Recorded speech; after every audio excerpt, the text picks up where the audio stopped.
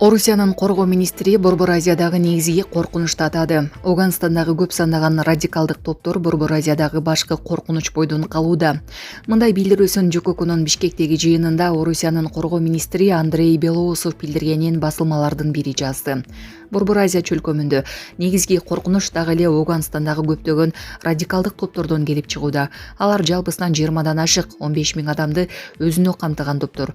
Алардын чек арага чектеш мамлекеттердин аймагына кирип келүү ыктымалдыгы өсүп жатат. Региондогу кырдаалга жакынкы чыгыштагы туруксуздук терс таасирин тийгизүүдө. Тактап айтканда чет элдик согушкерлерден түзүлгөн активдүү куралдуу топтор Ауганстанга жана башка Борбор Азия өлкөлөрүнө агып келүүдө, деди Белоусов. Белоусовдун айтымында ЖККнын жооптуу чөйрөсүндөгү аскердик саясий кырдаал дагы курч бойдон калууда. Кыргыз-Өзбек чек арасы. Ташиев Чечме булагы Кыргызстанга өткөнүн билдирди. Улуттук коопсуздук комитетинин төрагасы Камчыбек Ташиев 26 майда Баткендин Кадамжай районуна караштуу Айдаркен шаарында жергиликтүү эл менен жолугушууда Кыргыз-Өзбек чек арасын тактоого байланыштуу маалымат берди. Регион телеканалынын башчысы Өткүрбек Рахманов ал жолугушуу тууралуу маалымат таратып, Ташиев буга чейин Чечме булагы талаштуу болуп келгенин, чек ара такталгандан кийин Кыргызстанга өткөнүн маалымдаганын билдирди. Чечме булагы эми талаштуу эмес жана ал толугу менен Кыргызстандын балансына жазылды. Бул маселеге чекит койдук, бирок булактын суусун Өзбекстан тарап менен буга чейин болуп келгендей ортодо пайдаланабыз. Коңшуларыбыз дагы анын суусун пайдаланат. Биз дагы ал суудан пайдаланабыз. Бул боюнча мамлекеттик деңгээлде келишилди, деп билдирген Ташиев. УКМКнын төрагасы ошондой эле Кыргыз-Өзбек чек арасы такталгандан кийин Кыргызстандын картасы чоңойгонун жарыялаган.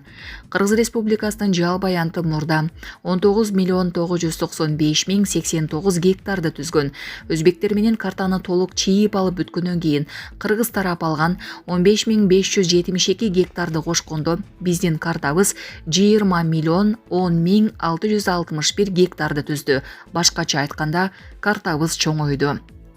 2022 жылы ноябрда Өзбек өкмөт башчысы Абдулла Арипов Фергана облусундагы Сок районуна жакын жайгашкан өз убагында эки өлкөнүн ортосунда катуу чырга себеп болгон Чечме булагы Москва шаарында жашап жана эмгектенесизби? Медициналык кызматтар керек, бирок алар сизге кымбат жана сапатсыз сезилет. Умбем клиникалар тармагы сиздерге өз кызматтарын сунуштайт. Бүгүнкү күндүн талабына жооп берген заманбап жабдыктар менен кесипкөй дарыгерлер сиздерди күтөт. Бизде сиз стоматолог, тиш дарылоонун бардык түрлөрү, уролог, невролог, лор, терапевт, хирург, окулист, педиатр, УЗИ жана башка дарыгерлердин кеңешин алып дарылануу мүмкүнчүлүгү бар. Умбем клиникалар тармагы бул жогорку сапаттагы медициналык жабдыктар менен камсыз болгон профессионал дарыгерлер. Сиздердин ыңгайлуулук үчүн Умбем клиникаларынын Москва шаары боюнча 3 медициналык борбору иштейт. Өзүңүзгө ыңгайлуу даректи тандап медициналык кызмат алсаңыз болот. Ушул ай ичи бизге келип төмөндөгү кызматтарга арзандатуу менен медициналык кызмат алыңыздар. Ден соолугуңузга кам көрүүнү эртеңкиге калтырбаңыз. Умбем клиник Москва.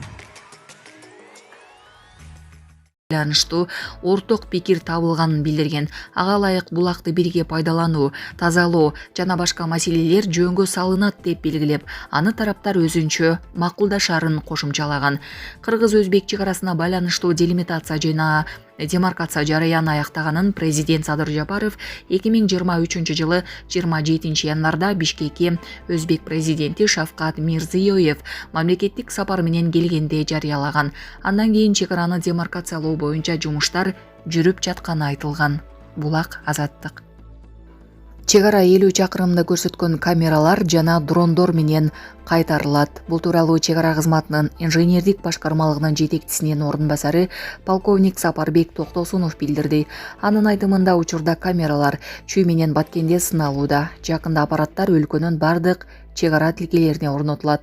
Быйыл чек ара кызматына 600 миллион сомдон ашык каражат бөлүнүп, тез арада атайын зымдарды тартуу тапшырмасы коюлду.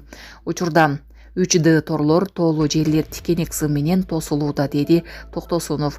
Мындан тышкары чек араны асмандан көзөмөлдөөгө дрондор колдонулуп жатканы айтылды. Булак Спутник эжи. Түштүк Кореянын Пхохан шаарында аскердик учак кулап түштү. Бул тууралуу Yonhap маалымат агенттиги билдирди. Бүгүн 29 май жергиликтүү убакыт боюнча саат 13:52 чамасында кулаган учакта 4 адам болгон. Кырсыкка учураган учак аскер деңиз күчтөрүнө таандык экени айтылды. Эске салсак, былтыр Түштүк Кореяда Jeju Air авиакомпаниясынын Boeing 737 үлгүсүндөгү учагы кулап 179 адам каза болгон. Иранда дагы бир киши соттун өкүмү менен дарга асылды. Иран Израилдин пайдасына тыңчылык кылган жана мыйзамсыз жол менен байыган деп айыпталган Педро Мадани дарга асылганын билдирди. Укук коргоочулар анын сот ишинде олуттуу кемчиликтер кетирилгенин, басым астында айыбын моюнга алганын айтышат. Ирандагы адам укуктарына көз салган уюм 25 майда Мадани Тегерандагы Эвин түрмөсүнөн Караждагы абакка которулганда өмүрү коркунучка кептелгенин маалымдаган. Мадани Израилдин пайдасына тыңчылык кылган деген айып менен 2020 жылы камалган. Ислам революциясынын соту аны коррупция үчүн өлүм жазасына өкүм кылган. Кийин жогорку сот өкүмдү 3 ирет жокко чыгарып, бирок төмөнкү инстанциядагы соттор Маданиге кайрадан жогорку жазаны чектөөнү колдогон. Бир нече күн мурун Human Rights Watch эл аралык укук коргоо уюму быйыл май айынын 25 күнүндө эле кеминде 113 киши соттун өкүмү менен дарга асылганын билдирген. Жыл башынан бери 478 кишинин өлүм жазасы ишке ашырылган. Бул былтыркы менен салыштырганда 75%га көп. ХРВ мындай көрсөткүч эл аралык коомчулук Иран бийлигине кысым көргөзүшү керектигинен, мораторий киргиздирүү зарылдыгынан кабар берет деп эсептейт. Булак Азаттык.